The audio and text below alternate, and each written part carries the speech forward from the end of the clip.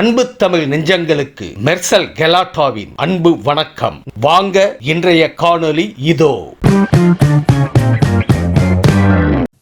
வடிவேல் படத்துல என்னையும் ஜெயிலுக்கு தள்ளிட்டாங்கன்னு நிறைய கூட்டம் திமுக இன்னைக்கு எல்லா தெருவிலும் அப்படித்தான் சுத்திட்டு இருந்தாங்க. அதுவும் பாருங்க, உதயநிதிக்காக வேன்ல ஏறனவே தெரியல, வரும்போதே போட்டோகிராஃபர் வீடியோகிராஃபர்லாம் போட்டுட்டு கரெக்டா வண்டியில கொடியை பிடிச்சிட்டு நானும் ஜெயிலுக்கு போறேன்பா அப்படிங்கிற மாதிரி தான் ஒரு ஐடிவிங்க திமுக. உணர்வற்ற திமுக. இன்னைக்கு கட்சி தலைமைக்கும் தொண்டர்களுக்கும் உணர்வே கிடையாது. சும்மா போலியா உருவாக்குறது, இதெல்லாம் காசு கொடுத்து தெரியும் கூட்டிட்டு வர்றது.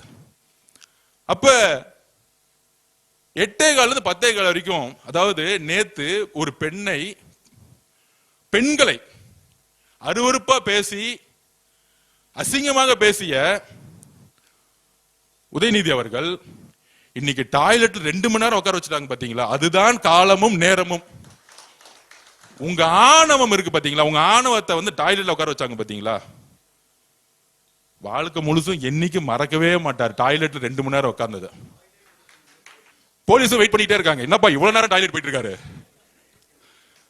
தைரியமா வந்தாரு, என்ன பண்ணிருக்கணும்? 8:15 வாங்க போலாம், விசாரணை தானே போலாமே, என்ன இருக்கு? நீங்க தான் தப்பே பண்ணலையே. உங்களுடைய மொழி எடுப்பில் நான் என்ன தப்பு பண்ணேன்? ஒண்ணுமே தப்பே பண்ணலையே. அதாவது மனிதரா இருக்கவர்கள் நம்ம தவறு செஞ்சுட்டா, ஆமா அந்த நேரத்துல நான் தவறு செஞ்சுட்டேன், நான் வருந்துகிறேன்னு சொல்லிட்டு போயிடுவாங்க. ஆகச்சிறந்த தலைவர்கள் மேடம் ஜெயலலிதாவே, ஆமா தவறு நடந்துச்சு விட்டுருங்க.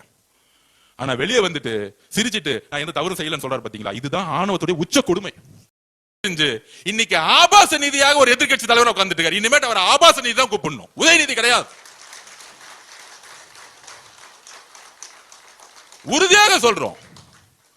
என்ன வார்த்தைகள்! நான் கேட்கிறேன், நான் என்ன பேசுறது தவறுன்னு இன்னைக்கு வரைக்கும் உணரல. வார்த்தைகள் தவறு இருக்கலாம், மனிதன் உணர வேண்டும். தவறு செய்யாத மனிதர்கள் கிடையாது, ஆனால் அது உணரணும். அந்த உணர்ச்சி இருக்கா? இன்னைக்கு பேசுறாரு, நான் என்ன பேசினேன்? ஒண்ணுமே பேசல. உங்களுடைய அம்மா முன்பும் உங்களுடைய மகள் முன்பும் இந்த வார்த்தையை பேச முடியுமா திரு உதயநிதி அவர்களே? பேச முடியுமா? எல்லோருக்கும் குடும்பம் இருக்கு, எல்லா பெண்களையும் ஒரே மாதிரி பார்க்கணும். எங்க அம்மாவை பார்க்கிற மாதிரி தான் இன்னொரு அம்மாவை நான் பார்க்க முடியும். அந்த உணர்வு உங்ககிட்ட இல்ல. இதுதான் ஒரு கேவலமான பிறப்பாலே அந்த பிரச்சனை இருக்கு அவருக்கு. அவர் நல்ல டாக்டர் அனுப்பணும், சைக்காலஜி டாக்டர் அனுப்பணும். இதுதான் உண்மை. மனநல மருத்துவர்கிட்ட திரு உதயநிதி அனுப்பணும். ஓப்பனா சொல்றேன், உண்மை. ஒரு பெண்ணை நோக்கிய பார்வை இருக்கு பாத்தீங்களா? அந்த பார்வை எங்க இருந்ததுன்னா, பிறப்புல இருக்கும் போது ஏதோ பிரச்சனை இருந்தா தான் வரும். அந்த மாதிரி எங்க அம்மா அப்படி பார்க்க முடியுமா? எங்க அக்காவை தங்கச்சி அப்படி பார்த்து நான் பேச முடியுமா? சொல்ல முடியுமா? சொல்ல முடியாது. இந்த மஞ்ச பத்திரிகை நடத்துறவங்க, என்ன இந்த ட்விட்டர்ல டூப்ளிகேட் ஐடி வச்சிருக்கிறவங்க, இன்ஸ்டாகிராம் டூப்ளிகேட் ஐடி வச்சிருக்க திமுக வச்சிருக்காங்களா, எல்லாத்தையும் தேடி பிடிச்சி பெண்களை நோக்கி விமர்சனம் வந்தா உடனடியே கைது செய்யுங்க. இதுதான் தமிழக வெற்றித்துடைய முதல் கொள்கை. மேகதாது பிரச்சனைக்கு சிம்பிளா சொல்றேன். 15/4/2026, 25/4/2026 சுப்ரீம் கோர்ட்ல தோத்தது யாரு? சுப்ரீம் கோர்ட்ல தோக்கும்போது ஆட்சியில் இருந்தது யாரு? தமிழக வெற்றி கழகம் ஆட்சியில் இருந்தாங்களா? திராவிட முன்னேற்ற கழகம் தான் ஆட்சியில் இருந்தாங்க. அப்ப சுப்ரீம் கோர்ட்ல கேஸ் தோத்துட்டு நம்ம உச்ச நீதிமன்றம் போக முடியாது. அங்க இருக்கக்கூடிய முதலமைச்சர் திரு சிவகுமார் அவர்கள் அணை கட்டணும்னு சொல்றாரு. இது இப்ப மட்டுமா சொல்றாரு? இந்த 30 நாளா சொல்லிட்டு இருக்காரா? 2 வருஷமா சொல்லிட்டு இருக்காரு. அவர் 2 வருஷமா திராவிட முன்னேற்ற கழகம் கூட்டணி இருக்கும்போது சொல்லிட்டு இருக்காரு. அதனாலதான் இது சென்ட்ரல் சப்ஜெக்ட் ஆகி அங்க நீர்வளத்துறை தான் முடிவு எடுக்கணுங்கிறது சுப்ரீம் கோர்ட் 2018 தீர்ப்பு கொடுத்திருக்கு. இரு மாநில பிரச்சனைகள் வரும்பொழுது நேரா டெல்லியில இருக்கக்கூடிய நீர்வளத்துறை கிட்ட தான் போகணும். அப்ப முதலமைச்சர் என்ன முடிவு பண்ணணும்? முதலமைச்சர் சட்ட ரீதியா முடிவு எடுக்கிறார். நம்ம கோர்ட்டுக்கு போவோம். சுப்ரீம் கோர்ட்டுக்கு போக முடியாது, ஏன்னா 2 தாட்டி அப்பீல் ஆகி தோத்துட்டோம். அப்ப உடனே சுற்றுச்சூழல்ல கேஸ ஃபைல் பண்ண சொல்லிட்டார். சுற்றுச்சூழல் சர்டிபிகேட், என்வாயன்மெண்ட் சர்டிபிகேட் இல்லாம டேம் கட்ட முடியாது. டெக்னிக்கலி ஃபைல் பண்ணிட்டார். இதை நம்ம சொல்றோம் சட்டசபையில. அதுக்கப்புறம் ட்ரிபியூனல் போவோம். இது திமுக அடுத்த முடிவு தான். சட்ட வல்லுநர்கள் அதான் சொல்றாங்க. இப்ப இருக்க ட்ரிபியூனல் நம்ப முடியல, அவங்க டிபிஆர் அக்செப்ட் பண்ணிட்டாங்க, நம்ம புதுசா ட்ரிபியூனல் போனோம்.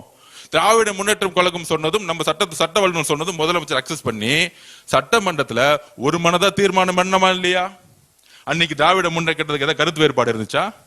இல்ல அதிமுக கருத்து வேறுபாடு இருந்துச்சா? எல்லாரும் எந்திரிச்சு ஒரு மனதா தீர்மானம் நிறைவேற்றியாச்சு. ஆனா உடனே 10 நாள்ல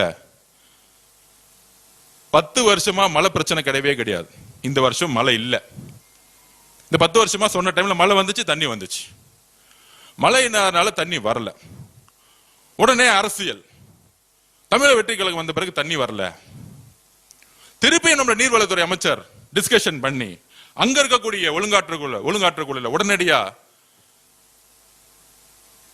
அப்ளை பண்ணி அங்க கடுமையா சட்ட வல்லுநர்களை வச்சு நம்மளுடைய கோரிக்கையை சொல்லி அவங்களும் நமக்கு 3500 கனஅடி தண்ணீரை விடுங்கன்னு சொல்லிட்டாங்க.